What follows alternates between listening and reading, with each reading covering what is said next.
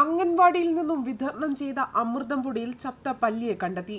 കുന്നത്തുകാൽ ഗ്രാമപഞ്ചായത്തിലെ അംഗൻവാടിയിൽ നിന്നും വിതരണം ചെയ്ത അമൃതം പൊടിയിലാണ് ചത്ത പല്ലിയെ കണ്ടെത്തിയത്.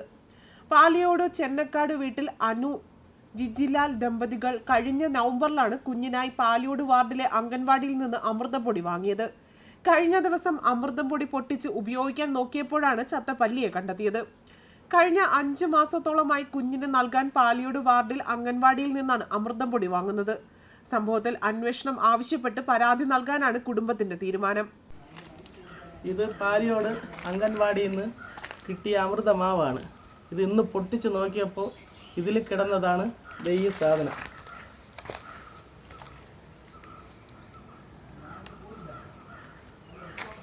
കുഞ്ഞിന് കൊടുക്കാൻ തന്നതാണിത്.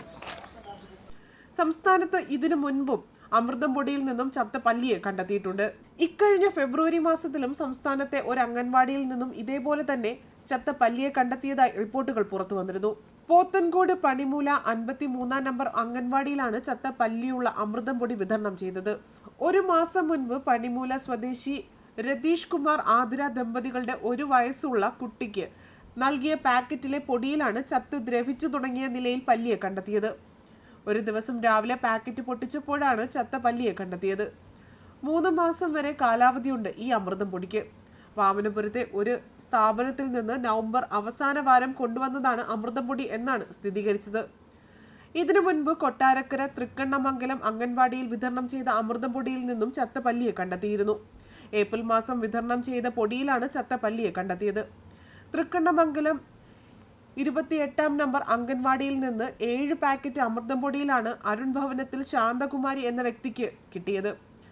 കുട്ടിക്ക് ആരോഗ്യ പ്രശ്നങ്ങൾ ഉണ്ടായതിനാൽ തന്നെ അമൃതം പൊടി ഏപ്രിൽ മാസത്തിൽ നൽകിയിരുന്നില്ല. എന്നാൽ പിന്നീട് അവർ അവരുടെ മകൾക്ക് കൊടുക്കുന്നതിനായി ഒരു പാക്കറ്റ് പൊട്ടിച്ചപ്പോഴാണ് ചത്ത പല്ലിയുടെ അവശിഷ്ടങ്ങൾ കണ്ടെത്തിയത്.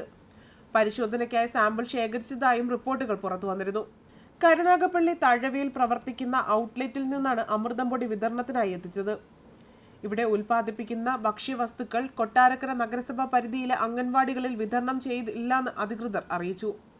കല്ലുവാതുക്കൽ അംഗൻവാടിയിലെ കുട്ടികൾക്ക് ഭക്ഷ്യ വിഷബാധ ഏറ്റത് ഒരാഴ്ച കഴിയുമ്പോഴാണ് നഗരസഭാ പരിധിയിലെ മറ്റൊരു അംഗൻവാടിയിൽ നിന്നും നൽകിയ അമൃതം പൊടിയിൽ ചത്ത പല്ലിയെ കണ്ടെത്തിയതും.